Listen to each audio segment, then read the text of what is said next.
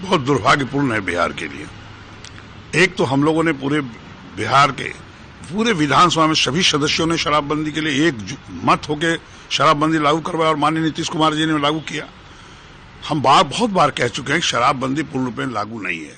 जो बच्चे बच्चियों को शिक्षा प्राप्त करके आगे बढ़ना चाहिए वो होम डिलीवरी कर रहे हैं। तो ये शराब आ कहां से? शराब माफियाओं से पदाधिकारी मिले हुए हैं। जब तक वो पदाधिकारियों पर कार्रवाई नहीं करेंगे तब तक ये शराबबंदी पूर्ण रूप में लागू नहीं होगा।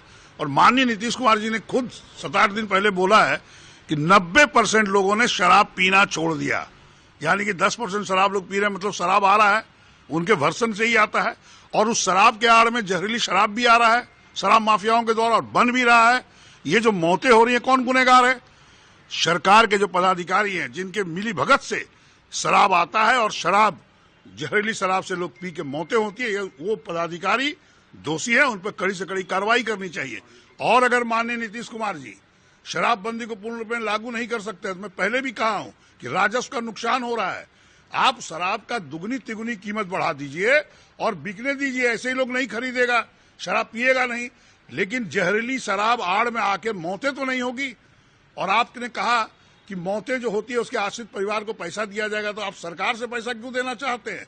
जिसके क्षेत्र में जो पदाधिकारी है उनके तनख्वाह से काट के उस आश्रित के उसके जो मौत हुई है उसके आश्रितों को पैसा उनके तनख्वाह से दीजिए, तब जाके ये रुकेगा। और अगर नहीं रुकता है तो आप शराबबंदी खत्म करिए, दुगनी तिगुनी कीमत में बेचिए और शराब जो पैसे हैं राजस्व उसको आप बाढ़ पीड़ितों में दीजिए, गरीबों के उत्थान के लिए दीजिए, शिक्षा को आगे बढ़ाने का काम कीजिए, गरीबों को बसाने का काम करिए।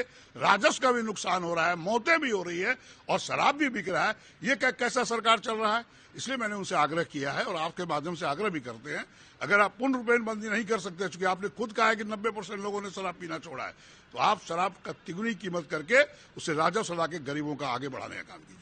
नीतीश कुमार का एक बार स्टेटमेंट भी आया था कि जो पिएगा वो तो मरेगा। इस तरीके के स्टेटमेंट के बाद लगातार जहरीली शराब से मौतें हो रही है, कंटिन्यू। पिछले बार छपरा सिवान में इस तरह की घटना में फिर से हुई। क्या लगता है कि कांग्रेस भी ये चाहती है कि अब शराबबंदी कानून नीतीश कुमार जो है लागू कर खत्म होना चाहिए? नहीं, बिल्कुल। अगर देखिए प्रशासन के पदाधिकारी शराब माफियाओं से मिले रहेंगे तो शराब बिकेगा, उसके आड़ में जहरीली शराब बिकेगा, मौतें होंगी। इसलिए हम तो कह रहे हैं कि दुगनी तिगनी कीमत करें। कांग्रेस पार्टी की तरफ से वो विधायक है, मैं कह रहा हूं कीमत दुगनी करें। अगर नहीं पूर्ण रूप में रोक सकते क्योंकि पदाधिकारी रुकने नहीं देंगे। कहा कि सब बच्चे होम डिलीवरी कर रहे हैं, सब जगह मिल रहा है और सभी मीडिया भाई जानते हैं, सभी लोग जानते हैं। इसलिए मैं कहता हूं कि आप शराबबंदी खत्म करिए, दुगनी तिगुनी कीमत करिए, उससे राजस्व जो है गरीबों को आगे बढ़ाने का, शिक्षा को आगे बढ़ाने का, उनको मदद करने का, बाढ़ पीड़ितों को मदद करने का काम कीजिए। सरकार विफल दिख रही है शराबबंदी कानून को लेकर?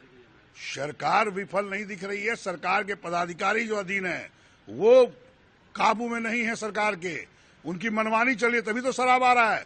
माननीय नीतीश कुमार तो चाहते ही शराबबंदी हो। हम लोगों ने पूरे विधानसभा में सभी विधायकों ने, सभी मंत्रियों ने एकजुट होकर कहा था कि शराबबंदी बंद लागू होना चाहिए, लेकिन हो नहीं रहा है। तो आखिर पदाधिकारी नहीं सुन रहे हैं। जब तक माननीय नीतीश कुमार जी पदाधिकारियों पर कड़ी से कड़ी कार्रवाई नहीं करेंगे तो ये शराबबंदी पूर्ण रूप में लागू नहीं होगा। और नहीं होता है तो आप शराबबंदी खत्म करिए, दुगनी तिगनी कीमत पर शराब को बेच के उस पैसे जो